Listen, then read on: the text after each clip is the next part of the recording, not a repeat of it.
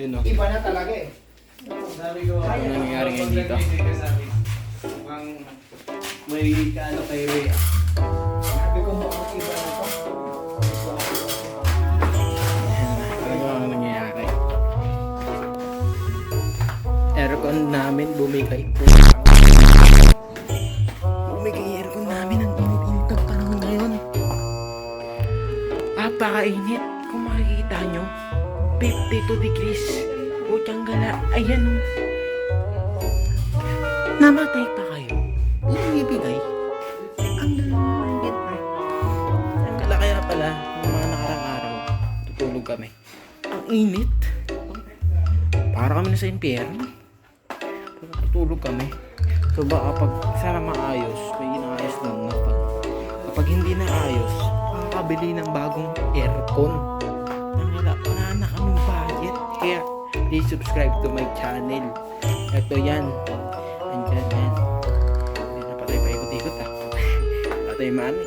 So, ayun. Kapag hindi na ayos yung aircon, mapapabili ng bagong aircon. Magkano isang aircon na yun ngayon na window? Mga bobo! Ayan o. Ganyan kamahal. Ayan. Ganyan. Makikita nyo naman. Yan o. Napabili pa ng bagong ano. Bakit yan? Yung nilalagyan ng yelo. 6K. So, kung mapapansin nyo, anong oras na ba? 7:51. Yung kalate sa aircon na hindi pa kami naghahapunan.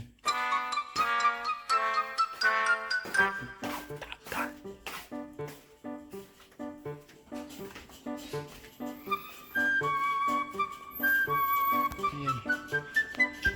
Ang iniisip ko naman ko eh, conventional na speed, yung hindi na inverter. Oo. Mas maganda yun. Sige, Rhea. Kung gusto mong malamig, malamig talaga yun. Sige, Bre. Ano, Bre? Titignan natin kung under o hindi. Titignan natin kung under o hindi. Kapag hindi, ayun. Ayun. Ayan. Bumaba yung ano dahil. Yung ng 40. Marami na. Kasi dapat, Ayun. Makikita nyo. Hindi malabo bago eh. siya mag-adjust, Medyo bumaba. palamig. Di ba?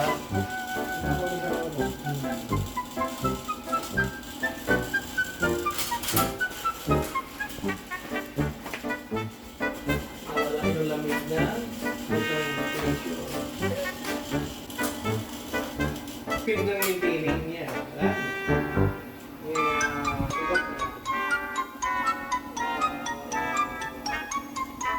So, ang compressor, magdidepende sa illegal na voltahe ng board. So, si board ang ano, bumibigay. Compressor talaga yan. Yung maganda.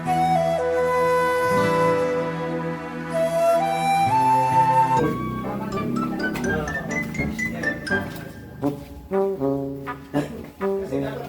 siya